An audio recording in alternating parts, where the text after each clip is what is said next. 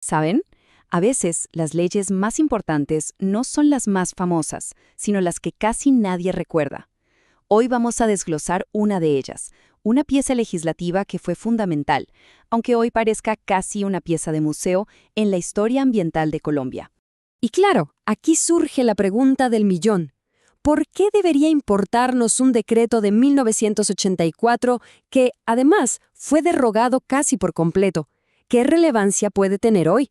Bueno, la respuesta es fascinante y tiene que ver con su ADN legal, porque una parte muy pequeña, pero increíblemente poderosa de este decreto, sigue ahí, protegiendo el agua que llega a nuestras casas todos los días. Para entender bien esta historia, este va a ser nuestro recorrido. Primero, vamos a ver su contexto, por qué fue una ley fundamental. Luego, nos metemos a descifrar su lenguaje, sus definiciones. Después, exploramos los criterios de calidad que estableció y cómo buscaba controlar la contaminación. Y al final, la joya de la corona, su inesperado legado. Arranquemos entonces con la primera parte, una ley fundamental.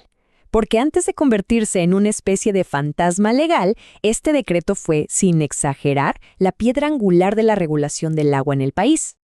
A ver, para poner las cosas en perspectiva, el decreto no salió de la nada en el 84, ¿no? Se construyó sobre bases que ya existían como el Código de Recursos Naturales y el Código Sanitario. Su misión era muy concreta, ponerle orden al uso del agua y a los desechos líquidos. Y como vemos en la línea de tiempo, en 2010 llegó su final. O bueno, su aparente final. Y digo aparente por una muy buena razón.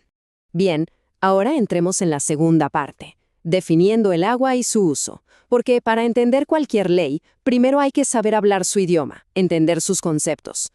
Y es que este decreto era súper metódico. El artículo 1, por ejemplo, definía qué era un recurso hídrico. Y la respuesta era simple. Toda el agua. Da igual si era superficial, subterránea, de mar, de un estuario, incluso las aguas residuales. Absolutamente nada se quedaba por fuera. Ok, entonces, ¿quién era considerado un usuario? El artículo 7 lo dejaba clarísimo.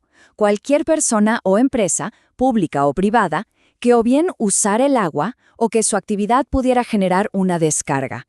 O sea, el alcance era gigantesco, desde una persona en su casa hasta la industria más grande. Y finalmente, el concepto clave, la acción que se buscaba regular, el vertimiento líquido. El artículo 6 era directo al grano.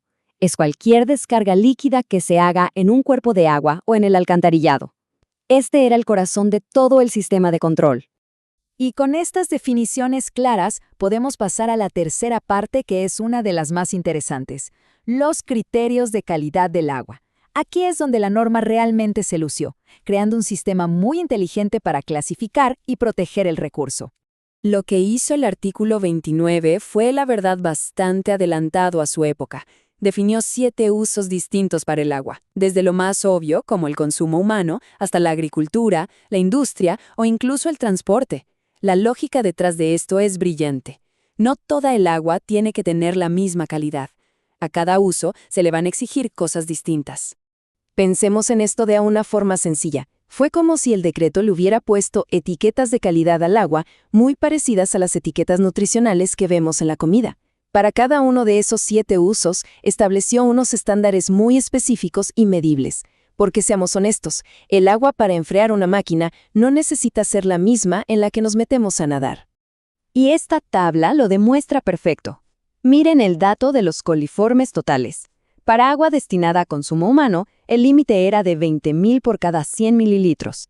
Pero ojo, si el uso era recreativo, o sea, para nadar, el límite bajaba drásticamente a solo 1.000.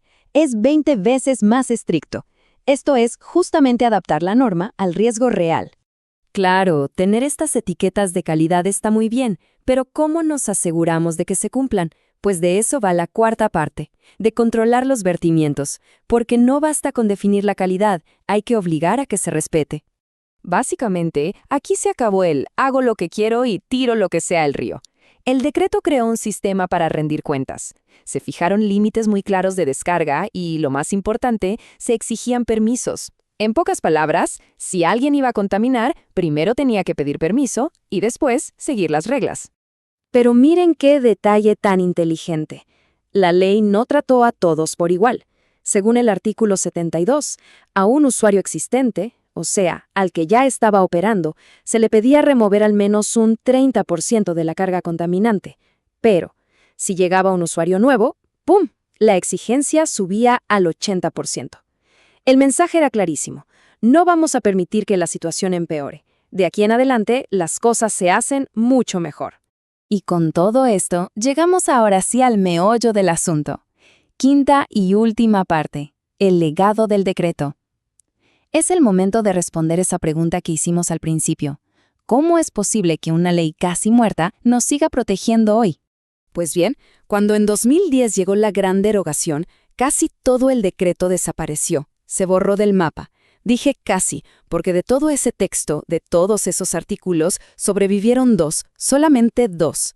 Tal cual, el nuevo decreto 3930 de 2010, que barrió con casi todo, fue explícito.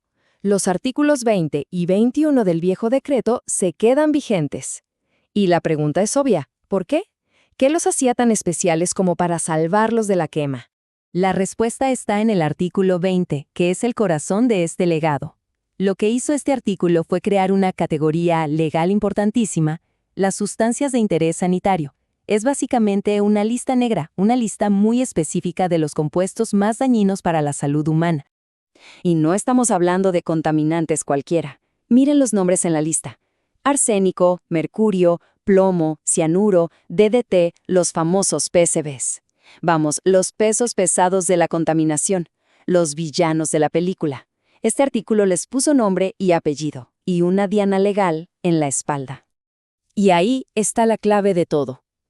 Se mantuvieron estos artículos para asegurar un control permanente sin interrupciones sobre los contaminantes más peligrosos.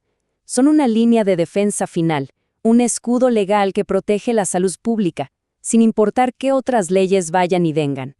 Así que ahí lo tienen, el ADN de un decreto de 1984 que sigue vivo, latiendo, para protegernos de las peores amenazas en nuestra agua.